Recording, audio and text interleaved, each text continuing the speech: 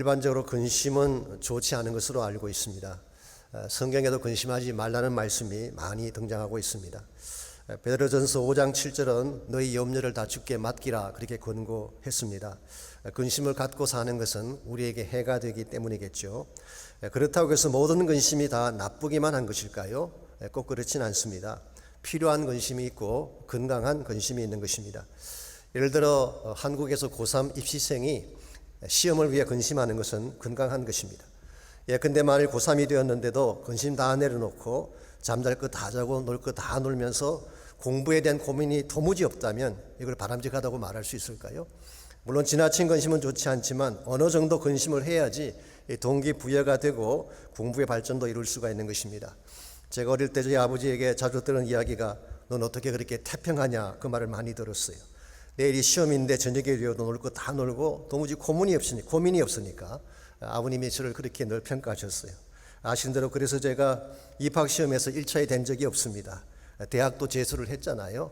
저는 발동이 걸려야지 움직이는 그런 성격인 것 같습니다. 그런데 저의 큰애가 학교 다닐 때 꼭 그랬어요. 아침에 열심히 페이퍼를 쓰고 있길래 우리 집사람이 물었습니다. 페이퍼 마감일이 언젠데 그렇게 열심히 했냐 그랬더니 그날 오후래요.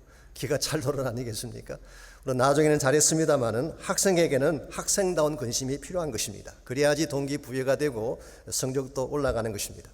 혹은 부모님들이 자녀를 위해 근심하는 것도 좋은 근심이라고 할 수 있습니다. 자녀 때문에 근심하며 밤잠을 이루지 못하는 부모님들이 많이 계십니다. 이분들의 근심은 선하고 아름다운 것입니다. 지난주에 어떤 분이 이메일로 한자에 대한 그 유래를 풀어서 설명하는 그런 이메일을 보내주셨어요. 어버이 친자라고 있죠. 이 친자가 어떻게 나왔는가 그 유래를 설명해 주셨는데요. 어느 시골 산자락에 어머니와 아들이 살고 있었습니다. 하루는 아들이 볼 일이 있어서 바깥에 나갔다가 해가 저물도록 돌아오지 않는 것입니다. 어머니는 아들이 혹시 잘못되지 않았나 노심초사하다가 동구 밖으로 나아가서 아들을 기다립니다. 그래도 안 보이니까 더 멀리 보기 위해서 나무 위로 올라가서 그 아들이 무사히 돌아오기를 기다리는 어머니의 마음, 이것을 담고 있는 것이 한자로 어버이 친자라고 합니다.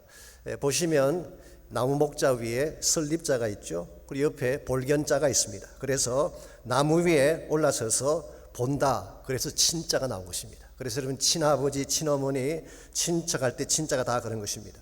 이 자녀를 사랑하기 때문에 하는 근심, 이것은 귀하고 아름다운 것입니다. 무엇보다도 하나님 나라를 위한 근심은 너무나 소중한 것입니다.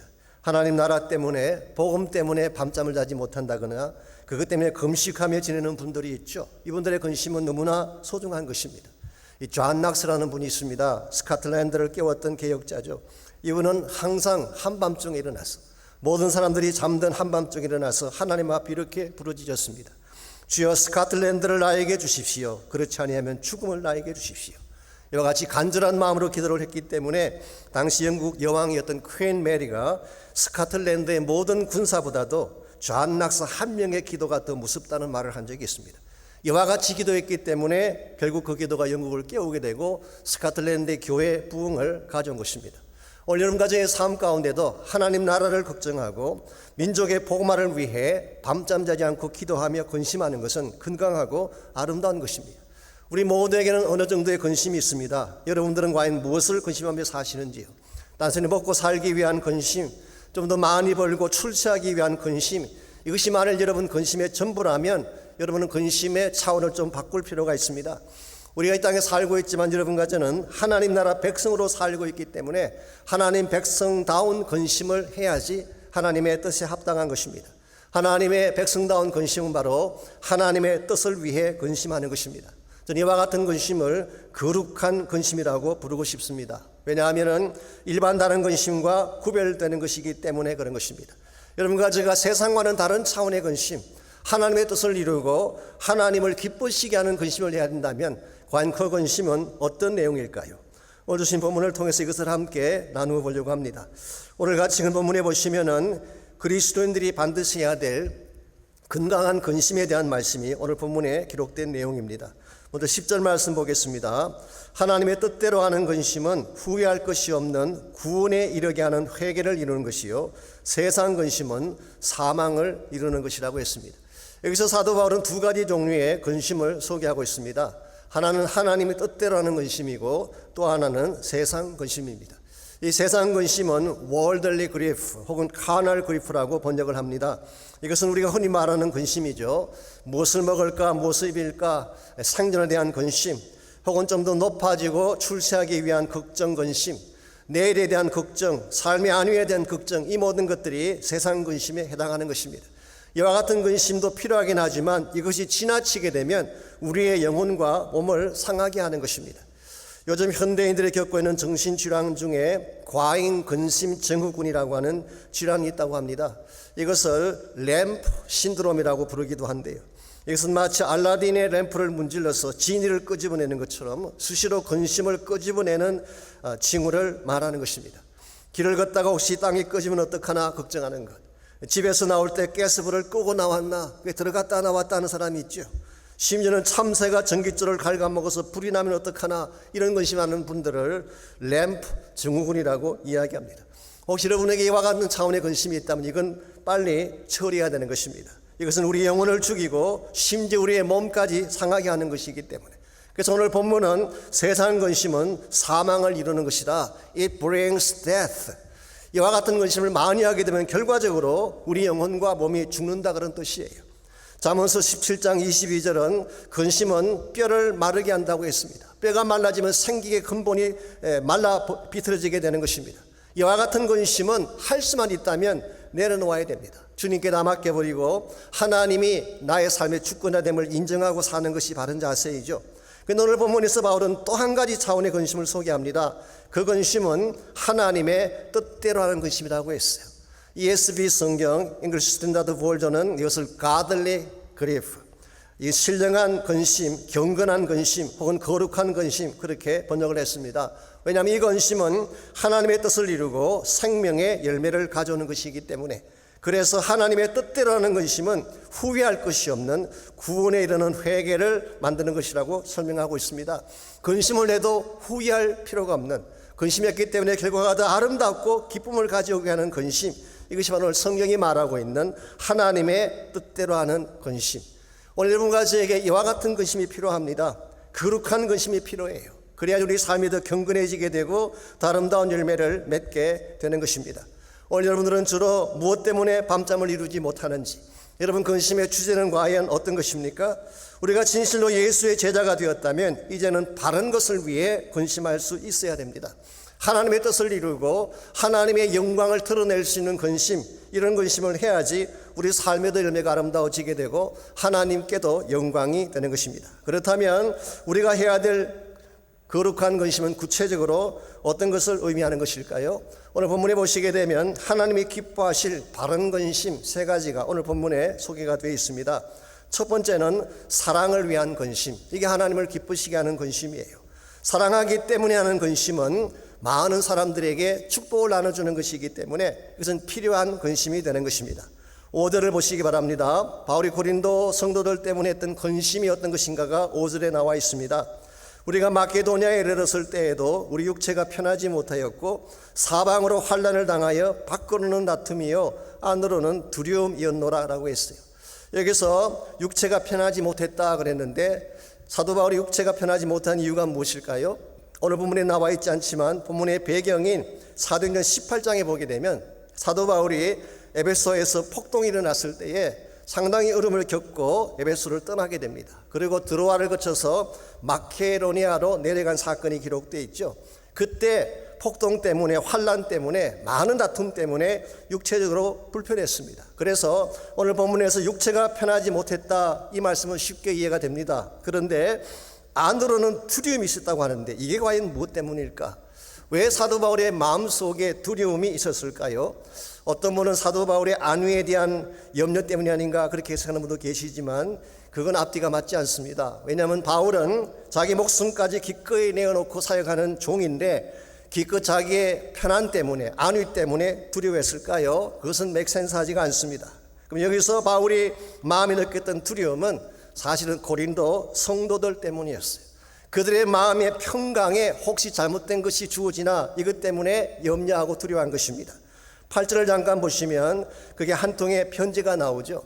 사실은 바울이 이것 때문에 두려워하고 근심한 것입니다. 이 8절에 나오는 이 편지는 이미 말씀드린 적이 있습니다마는 고린도 전서를 말하는 것이 아닙니다. 고린도후서 2장 4절에 나오는 눈물로 쓴 편지를 말합니다. 바울이 에베소에 있을 때에 고린도 교회의 분열에 대한 소식을 듣고 급하게 고린도를 방문한 적이 있었습니다. 그때 이미 말씀드린 것처럼 사도 바울이 대적자들 때문에 그 교회 문전에서 쫓겨나는 수모를 당하게 되죠. 그래서 이것을 바울은 아픔의 방문, painful visit이라고 불렀어요. 이 방문을 하고 난 후에 바울은 디도 편에 한 통의 편지를 보냅니다. 이 편지를 쓸 때에 눈물로 썼기 때문에 눈물의 편지다 그렇게 말하기도 하고, 비통한 마음을 담아서 아마 분열을 책망하며 바울의 아픈 마음을 담아 적은 편지이기 때문에 어떤 사람들은 준엄한 편지다 그렇게 부르기도 하고, 심지어는 근심의 편지다 그렇게 부르기도 합니다. 사도 바울이 비록 마음이 아팠기 때문에 편지를 보내긴 했지만 이 편지를 보내고 나서 바울의 마음이 편했을까요? 편하지가 못했습니다. 혹시 편지를 받고 한 사람이라도 상처받은 성도가 있으면 어떡하나? 이 편지 때문에 교회 상황이 더 악화되어지면 어떡하나? 그냥 있을 걸, 좀 더 참을 걸, 여러 가지 생각 때문에 바울의 마음이 불편한 것입니다. 이와 같이 성도들의 마음 가운데 혹시라도 아픔이 주어지면 어떡하나 해서 밤잠을 이루지 못하는 바울의 모습 속에서 우리는 바울의 깊은 사랑을 읽어볼 수가 있습니다. 이것은 마치 부모가 자식에게 조금 심한 꾸중을 하고 나면 오히려 밤새 잠을 자지 못할 때가 있지 않습니까? 좀 심한 말을 하고 나면 잠이 오지 않습니다. 동일한 심정을 바울이 가진 것입니다. 그러므로 여기에 나타난 바울의 근심은 바로 사랑을 위한 근심이다 그렇게 말할 수 있어요. 그들을 사랑하기 때문에, 그들의 안위를 걱정하기 때문에 했던 근심, 이와 같은 근심은 아름다운 것입니다. 나를 위한 근심이 아니라 그들의 안위와 축복을 위한 근심이기 때문에 이와 같은 근심은 언제나 아름다운 열매를 남기게 되어 있습니다. 6절과 7절을 계속 보시기 바랍니다. 이와 같은 사랑의 근심이 어떤 열매를 남기게 되었는지 먼저 6절 보시면, 그러나 낙심한 자들을 위로하시는 하나님이 디도가 오므로 우리를 위로하였으니 그랬어요. 사실 바울이 이 편지를 보내고 나서요, 디도를 굉장히 기다렸습니다. 어디를 가든지 디도만 기다렸어요. 왜냐하면 이 디도 편의 편지를 보냈는데 편지를 받은 그 사람들의 반응을 전달할 수 있는 사람이 디도 아닙니까? 그래서 디도를 참 많이 기다렸어요. 그랬는데 마침내 디도가 마케도니아로 온 것입니다. 그리고 물어보았더니 디도가 가져온 소식은 굿뉴스였어요. 이 고린도 성도들 가운데 상당 숫자가, maybe majority가 다 회개하고 하나님께로 돌아왔다는 소식을 전합니다. 그 내용이 7절에 기록되어 있습니다. 그가 온 것뿐 아니요 오직 그가 너희에게서 받은 그 위로로 위로하고 너희의 사모함과 애통함과 나를 위하여 열심히 있는 것을 우리에게 보고함으로 나를 더욱 기쁘게 하였느니라. 여기 사모함이라고 하는 것은 바울에 대한 애정을 말하죠. 애통함이라고 하는 것은 그들의 잘못에 대한 뉘우침을 말합니다. 나를 위한 열심이라고 하는 것은 바울의 복음 사역을 돕고 싶은 열정을 말하는 것입니다. 쉽게 표현하면 고린도 성도들 가운데 대다수가 다시 바울에게로 돌아온 것입니다. 사도 바울의 눈물과 사랑이 통한 것입니다. 이와 같은 소식을 듣고 나서 너무나 감사한 나머지 바울이 또 한 통의 편지를 고린도에 보내게 되죠. 그 편지가 지금 우리가 읽고 있는 고린도 후서가 된 것입니다. 그래서 고린도 후서를 우리가 thankful letter, 감사의 편지라고 별명을 붙이는 이유가 여기 있습니다. 사랑하는 여러분, 사랑을 위한 근심은 사람을 변화시키는 힘이 있어요. 홍멀리 떠나갔다고 할지라도 다시 돌아오게 만드는 파워가 사랑에 있는 것입니다. 이런 의미에서 우리에게도 사랑의 근심이 필요합니다. 누군가를 더 사랑하기 위한 근심, 더 축복하고 더 위로하고 더 세워주기 위한 근심이 있을 때에 여러분 주변에는 많은 사람들이 축복을 받게 되고 우리 삶의 열매가 아름다워지게 되는 것입니다. 아실지 모르지만 19세기 말에부터 20세기 초반까지 미국의 부흥을 주도했던 분 중에 R.A. 톨이라고 하는 아주 유명한 목사님이 계셨습니다. 루벤 알처 톨이가 본명이죠. 근데 이분은 원래 하나님도 믿지 않고 성경에도 관심도 없었던 사람입니다. 어릴 때부터 신앙이 좋은 어머님이 돼서 성장을 했는데요, 어머니가 믿는 하나님을 항상 리젝트하고 거부했어요. 그러나 이 어머니는 매일 밤마다 아들을 위해 기도한 것입니다. 때로는 눈물로 호소하면서 아들을 설득했지만 아들은 더 반항적으로 되어들기만 했습니다. 그러던 어느 날 아들이 드디어 이렇게 말을 했습니다. 솔직히 어머니 신앙에 질렸습니다. I'm sick and tired of your faith. 어머니의 그 신앙에 나는 솔직히 질렸습니다. 더 이상 어머니의 기도 소리가 들리지 않는 곳으로 떠나겠습니다. 그리고 집을 나가버렸어요. 실제로 보란 듯이 죄를 짓고 방탕한 생활에 빠져서 어머니 가슴에 대못을 박았어요. 여러분, 이런 자녀가 꼭 있습니다. 저게 진짜 자식인가 싶을 정도로 반항하며 되어드는 자식이 있죠. 그때 여러분이 당황하거나 포기하면 안 됩니다. 이 어머니는 이와 같은 상황에도 불구하고 포기하지 않고 아들을 위해 매일 눈물로 기도했어요. 그녀의 통곡 소리가 동구 바깥까지 들릴 정도였다고 전하고 있습니다. 이와 같이 기도를 한 결과 드디어 어느 날 그 아들이 예수님께로 돌아온 것입니다. 이 아들이 예수님께로 돌아오면서 했던 첫 말이 무엇인지 아십니까? 어디를 가건 무엇을 하건 어머니의 기도가 들리지 않는 곳은 없었습니다. 심지어 제가 마지막 숨을 끊으려고 권총을 손에 든 그 순간에도 통곡하시는 어머니의 기도 소리 때문에 방아쇠를 당길 수 없었다는 고백을 했어요. 여러분, 이것이 눈물의 위력입니다. 사랑으로 울며 기도할 때 이 사랑 앞에 깨어지지 아니할 사람은 없는 것입니다. 그 결과 R.A. 토리는 나중에 예일 대학을 졸업하고 예일 대학원에서 신학을 공부한 후에 시카고의 D.L. 무디와 함께 시카고 부흥 운동의 주역자가 됐습니다. 나중에 무디 바이블 인스티튜트의 총장을 역임하게 되죠. 이 무디 바이블 인스티튜트가 원래 그 본 이름이 바이블 인스티튜트 오브 시카고 이벤젤라이제이션 소사이어티, 이 준말입니다. 이분이 시카고에 바이블 인스티튜트를 세우고 총장을 역임한 후에 LA 지역으로 와서 바이블 인스티튜트 오브 로스앤젤레스를 세웠어요. 이것이 오늘날의 바이올라 대학이 된 것입니다. 바이올라가 바이블 인스티튜트 오브 LA의 준말이죠. 영국과 호주, 인도, 차이나, 일본까지 다니면서 엄청난 부흥운동을 일으켰어요. 심지어 한국의 부흥운동에도 이분의 영향이 굉장히 컸다고 평가하고 있습니다. 성령운동의 기초를 닦은 사람을 R.A. 토리라고 일반적으로 이야기하고 있습니다. 그분의 아들마저도 나중에 중국 선교사가 되고요. 6.25 전쟁이 터진 이후에 대전으로 와서 고아와 장애인들을 섬기는 사역을 했어요.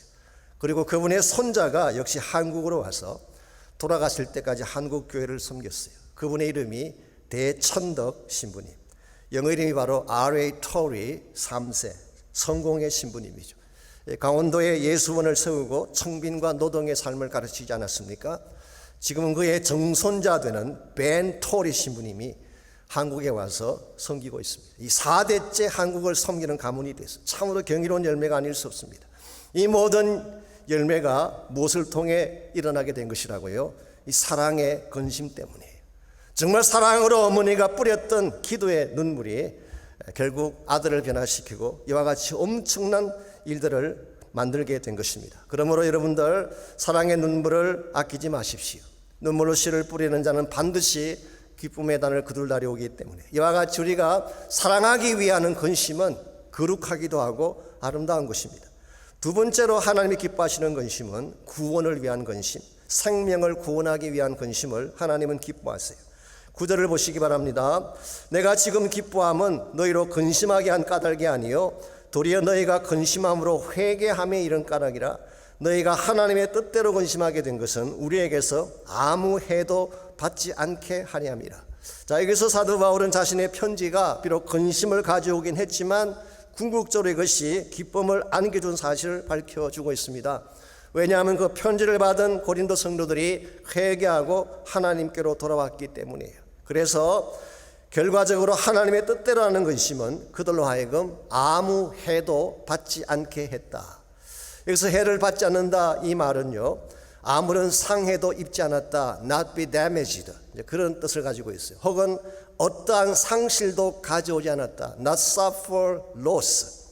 사실은 이 제미어 세트라는 이 단어가 신약 성경의 다른 곳에서 명사로 사용을 많이 했는데요, 이 제미아라는 단어인데 loss, 상실 그렇게 번역하는 단어로 많이 사용이 되었고, 어떤 성경에는 eternal loss, 영원한 상실을 의미하기도 했습니다. 자, 그렇다면 여기서 한번 유추해 볼 수 있는 것이 있습니다. 만일 바울이 하나님의 뜻대로 하는 근심을 하지 않았더라면 이들이 입게 될 이들이 입게 될 상실은 무엇이었을까라고 하는 질문이에요. 무엇을 상실하게 됐을까요? 그 해답이 10절에 암시가 되어 있습니다. 10절을 다시 봅니다. 하나님의 뜻대로 하는 근심은 후회할 것이 없는 구원에 이르게 하는 회개를 만든다고 말씀하고 있습니다. 이 근심을 하지 않았더라면 그들의 잘못을 깨닫지 못했을 것이고, 깨닫지 못했더라면 회개하지 못했을 것이고, 회개하지 않았더라면 구원의 자리로 돌아올 수 없었을 터인데, 이 근심이 결과적으로 그들을 다시 살게 하고 그들의 구원을 다시 회복하게 만들었다, 그런 뜻이에요. 이런 의미에서 하나님이 기뻐하실 두 번째 근심은 누군가를 살리기 위한 근심, 구원하기 위한 근심, 복음을 통해 잃어버린 영혼들을 하나님께로 돌아오게 하기 위한 근심은 하나님이 기뻐하시는 근심이 되는 것입니다. 오늘 전과 제가 우리 자신을 위해서는 근심을 많이 하죠. 우리의 평안과 안위를 위해서는 근심을 많이 하지만 정말 잃어버린 영혼을 위해 밤잠을 자지 않고 눈물을 흘렸던 적이 있는지, 우리 민족의 구원을 앞에 놓고 하나님 나라의 회복을 위해 눈물을 쏟으며 기도한 적이 얼마나 많았는지, 우리의 마음속에 하나님 나라를 위한 근심이 별로 없어요. 자기 민족을 향한 통곡의 마음이 없다는 것입니다. 근데 사도 바울은 그렇지 않았어요. 로마서 9장 2절을 보시면은 사도 바울이 이방인의 사도로서 수많은 복음 전거를 했지만 그러나 자기 동족 유대인이 예수 모르는 그 사실 앞에 얼마나 그가 아파하며 근심했는지 로마서 9장 2절은 그렇게 기록하고 있습니다. 나에게 큰 근심이 있는 것과 마음에 그치지 않는 고통이 있는 것을 하나님이 아신다. I have unceasing anguish in my heart. 내 마음속에 끊임이 없는 anguish, 큰 고통과 마음의 아픔이 있다, 그런 고백을 했어요. 왜냐하면 다른 이방인들은 예수님께로 돌아와서 구원에 참여하는데 자기 동족 유대인은 아직 주를 떠난 가운데서 방황하는 모습을 보며 그는 견디지 못해 근심하며 울며 하나님 앞에 메어 달린 것입니다. 이것이 바로 복음을 위한 근심이라고 할 수가 있습니다. 하나님을 경험하는 삶에 자주 인용되긴 합니다만 월드 비전의 창시자인 밥 피어스도 동일한 고백을 한 적이 있지 않습니까? 하나님의 마음을 아프게 하는 것으로 나의 마음을 아프게 하십시오. Let my heart be broken by that which broke the heart of God. 하나님의 마음을 아프게 하는 것으로 나의 마음을 아프게 해주십시오. 여러분과 저에게도 이런 아픔이 필요합니다. 하나님이 진짜 아파하는 것이 무엇인지, 하나님이 통곡하며 웃어야 될 이유가 무엇인지 관심을 갖고 하나님을 아프게 하는 것이 나의 아픔이 되고 하나님의 근심이 나의 근심이 될 때에 우리 주변에 다시 복음이 일어나기 시작하고 하나님 나라가 회복되기 시작하는 것입니다. 이런 면에서 하나님의 뜻을 이루는 근심은 1차적으로 사랑을 위한 근심이에요. 여러분이 누군가를 사랑하기 위해 근심하고 눈물 흘리고 기도하는 것 귀한 것입니다. 두 번째로 생명의 구원을 위한 근심, 이것이 하나님 나라를 세우고 죽은 영혼들을 구원케 하는 놀라운 은혜가 임하는 근심입니다. 마지막 세 번째로 하나님을 기쁘시게 하는 근심은 영적 각성을 위한 근심입니다. 영적으로 다시 깨어나기 위한 근심, 이것은 대단히 중요한 것입니다. 사실 그동안 고린도 교회는 영적인 잠에 빠져 있었습니다. 그렇게 많은 죄와 더러움을 안고 살면서도 그것이 얼마나 심각한 질병인지를 모른 채 살아왔습니다. 그랬던 고린도 성도들인데 11절 말씀 보십시오. 그와 같이 잠자던 그 교회가 근심의 편지를 통해 어떻게 깨어나게 되었는가요? 11절 말씀 봅니다. 보라, 하나님의 뜻대로 하게 된 이 근심이 너희를 얼마나 간절하게 하며 얼마나 변정하게 하며 얼마나 분하게 하며 얼마나 두렵게 하며 얼마나 사모하게 하며 얼마나 열심 있게 하며 얼마나 불하게 하였는가. 너희가 그 일에 대하여 일체 너희 자신의 깨끗함을 나타내었느니라. 이게 일곱 가지 차원의 그들의 탄식과 변화가 기록되어 있습니다. 얼마나 간절하게 했는가. What earnestness. 자신들의 잘못에 대한 진지함을 말합니다. 얼마나 변증하게 했는가. What vindication. 자신들의 잘못을 깨끗하게 하기 위한 노력을 말합니다. 얼마나 분하게 했는가. What indignation. 죄에 대한 거룩한 분노를 말합니다. 얼마나 두렵겠는가. What fear. 하나님에 대한 거룩한 경외심을 말합니다. 얼마나 사모하게 하며 What longing. 거룩한 열망이죠. 하나님의 임재를 열망하고 성령의 임재를 열망하는 거룩한 열망. 그리고 얼마나 열심히 있게 했는가. What zeal. 거룩한 열정입니다. 복음을 향한 열정. 그리고 마지막으로 얼마나 벌하게 하였는가. What punishment. 이 거룩한 자신의 죄에 대한 거룩한 자기 책망을 말하는 것입니다.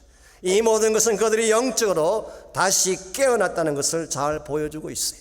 그래서 오늘 본문의 마지막 부분을 보십시오. 너희가 그 일에 대하여 일체 너희 자신의 깨끗함을 나타내었다고 기록하고 있어요. 비로소 분열과 세속적인 더러움에서 돌아서서 하나님의 거룩한 백성으로 변화되기 시작했다, 그런 뜻입니다. 올여름 가족의 삶에도 이와 같은 변화, 이와 같은 각성이 필요합니다. 우리 안에 만연한 죄를, 우리 마음속에 있는 세속적인 욕망을 당연시할 때가 참 많아요.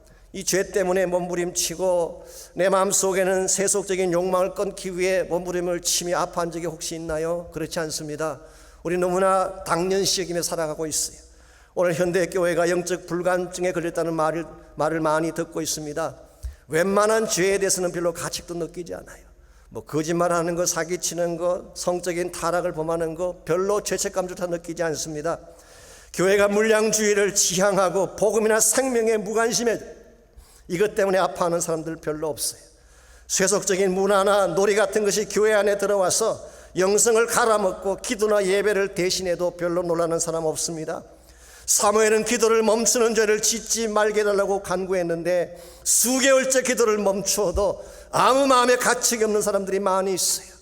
요즘 이 시대에 민족의 죄를 가슴에 품고 자신의 죄를 가슴에 품고 가슴침이 우는 자를 본 적이 있나요? 예배의 재단이 무너진 사실 앞에, 복음의 빛을 잃어가는 그 사실 앞에 아파하며 통곡하며 우는 자를 본 적이 있나요? 그만큼 우리의 영성이 죽었다는 증거일지 모르겠어요. 오래전에 A.W. 토저 목사님이 현대교를 향해 했던 유명한 말이 있습니다.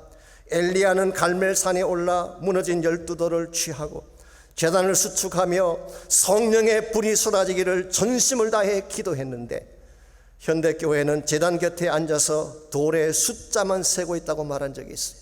뼈아픈 지적이 아닐 수가 없습니다. 우리의 진정한 관심사가 뭐냐, 그 말이에요. 외적인 숫자인가, 하나님의 성령의 임재인가. 제가 페이트 클리닉 할 때마다 우리 목사님들에게 자주 인용하는 예화가 하나 있습니다. 저희 교단에 선교사님 한 분이 안식년을 맞이해서, 저희 교단에서는 안식년이라고 말하지 않고 stateside assignment라고 이렇게 이야기합니다. 안식년을 맞이하게 되면 미국 전역을 다니면서 교회를 방문하고 선교 보고를 하고 기도를 받는 그런 일을 시키죠. 이번에 오클라호마에 있는 한 교회를 방문을 했습니다. 그랬더니 그 교회 목사님이 계속 교인 숫자에 대한 자랑을 늘어놓고 있었어요. 듣다 못한 그 선교사님이, 목사님은 왜 아직도 민수기서에만 머물고 계십니까? Why do you stay on the book of Numbers? Why don't you move on to the book of Acts? 이제는 사도행전서로 넘어가야 되지 않겠습니까? 참 기가 막힌 지적입니다. 왜 book of Numbers, 이 숫자를 세는 것에만 관심을 갖고 성령이 임하시고 하나님의 나라가 임하는 것에 대해서는 관심이 없는가? 우리의 관심사가 무엇입니까? 숫자인가요? 성령인가요? 현상 유지인가요? 선교인가요? 교회의 목적은 메인테너스가 아닙니다. 교회의 목적은 미션이에요. 선교하지 않는다면 교회가 존재할 의미가 별로 없습니다. 물론 저희들에게 숫자가 필요하긴 하죠. 그러나 막연한 무리들의 숫자만 가지고 하나님의 비전을 이뤘다고 말하는 것은 대단히 위험합니다. 우리들 가운데 정말 성령 받고 기름 부음 받은 사람들, 참 예수의 군대로 부름받은 사람들이 얼마인가를 확인해야 돼요. 그들이 확인되지 않는다면 하나님 나라는 이루어지지 않기 때문에, 이런 면에서 여러분과 제가 깨어나야 됩니다. 시대가 점점 악하게 가기 때문에 우리는 깨어나야 돼요. 로마서 13장 11절에서 바울은 경고했습니다. 너희가 이 시기를 알거니와 자다가 깰 때가 벌써 되었다. 깨어나도 벌써 깨어나야 했는데 왜 아직도 잠자고 있느냐, 그런 지적 아니겠습니까?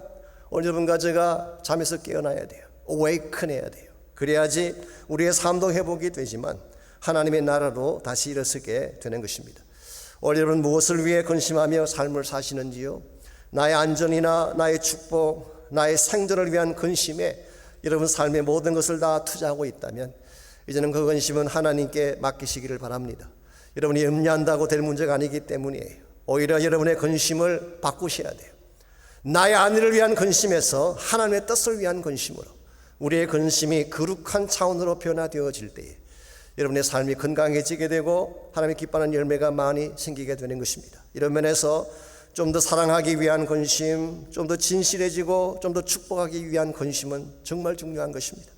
복음을 위한 근심, 민족의 구원과 열방을 향한 근심은 하나님의 꿈을 이루는 거룩한 근심이 되는 것입니다. 무엇보다도 예배를 회복하고 기도를 회복하고 성령의 사람으로 바로 서기 위한 근심은 오늘 시대가 가장 관심 가져야 될 중요한 근심의 과제가 아닐 수 없습니다.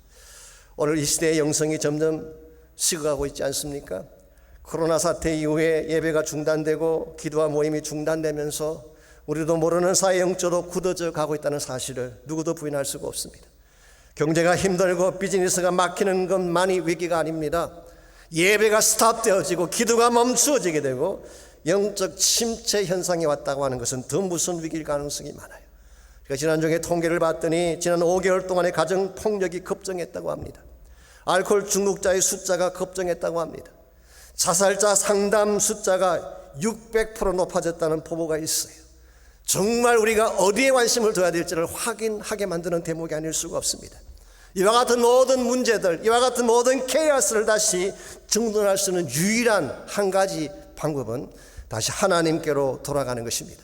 우리가 하나님께 나아가서 하나님의 은혜를 구하고 성령의 능력을 구하고 하나님의 보좌 앞에 나가서 기도하지 아니하면 절대로 우리 개인의 삶도 회복될 수가 없고 미국도 회복될 수가 없고 한국 교회들과 미주에 있는 모든 교회들이 회복되는 것은 불가능합니다. 그러나 만일 지금이라도 다시 awakening해서 다시 깨어나서 하나님의 보좌를 향해 나아가서 하나님의 능력과 은혜를 구하게 된다면 우리는 다시 회복되어 일어날 수가 있는 것입니다. 여러분, 나비가 어떻게 하늘을 나는지 아십니까? 나비 아시죠? 물론 날개로 나르지요. 근데 그 날개가 날개의 역할을 하려면 에너지가 필요합니다. 근데 나비 자체에게는 그 에너지를 만들 수 있는 능력이 없어요. 이 곤충학자들에 의하면 나비의 날개 위에는 수만 개의 비늘이 있다고 합니다. 이 비늘이 평소에는 별것 아닌 것처럼 보이지만 아침에 태양이 떠오르면 그것이 태양 전지와 같은 역할을 한대요. 그래서 이 비늘 속에 아침 햇살이 태양의 에너지를 넣어주는 것입니다. 이 에너지로 나비가 하늘을 향해 나르고 멀리까지 날아갈 수가 있는 것입니다. 우리 크리스찬 삶도 마찬가지입니다. 우리 스스로 에너지를 창출할 수 없습니다. 우리가 아무리 힘겹게 날개짓을 해도 우리의 힘만으로 하늘을 향해 오를 수가 없습니다. 그런데 의의 태양이신 하나님을 향해 두 손을 들면 기도하면 하나님이 영적 에너지를 무한대로 부어주시는 것입니다. 그 힘을 받으면 우리는 고난의 바람을 이기고 높은 창공으로 나를 수가 있는 것입니다. 그러므로 사랑하는 성도 여러분, 혼자 힘으로 힘겹게 날개짓 하지 마십시오. 아무리 힘겹게 날개짓을 해도 여러분은 절대로 여러분의 힘으로 날아오를 수 없기 때문에 오히려 하나님의 보좌를 향해 나오시기 바랍니다. 두 손 들고 기도하시기 바랍니다. 하나님이 나의 삶 가운데 에너지를 부어주시도록 성령의 능력과 권세를 부어주시도록 하나님이 치료의 광선을 나에게 부어주셔서 정말 우리가 하나님의 에너지를 가지고 다시 일어나 날아갈 수 있도록 기도하시기를 바랍니다. 오늘 여러분에게 필요한 것은 바로 하나님입니다. 우리 시대의 모든 것을 회복하고 다시 우리 삶이 아름답게 변할 수 있는 유일한 이유는 하나님 한 분밖에 없어요. 그분만이 모든 것을 새롭게 만드실 수 있는 분이기 때문에 이런 의미에서 오늘 여러분과 제가 이 하나님을 향해 다시 새로운 마음으로 나가는 시간이 있기를 바랍니다. 여러분 마음속에 혹시 세상 근심이 있다면은 세상 근심은 다 내려놓고 하나님께 맡기시기를 바랍니다. 여러분이 무엇 때문에 걱정하든 근심하든 하나님께 내려놓고 맡기면 하나님이 다스려 주실 거예요. 그리고 나의 마음속에 진짜 해야 될 근심을 회복시켜 달라고, 사랑하기 위한 근심을 회복시켜 주시고 더 거룩해지기 위한 근심을 회복시켜 주시고 생명과 복음을 위한 근심의 마음을 회복시켜 주셔서 내가 참 하나님의 사람답게 바르게 살 수 있도록 은혜를 부어달라고 기도하시기 바랍니다. 우리 힘만으로 절대 나를 수 없습니다. 그러나 하나님의 성령을 받게 되면, 성령의 에너지를 공급받게 되면 어떠한 고난에도 어떠한 흑암 가운데서도 우리는 다시 일어날 수가 있습니다. 그러므로 이 시간 여러분 기도할 때에 두 손 들고 간절한 마음으로 하나님의 성령의 임재를 간구하며 기도하시기를 바랍니다. 주의 임재 속에 은혜를 알게 해주십시오.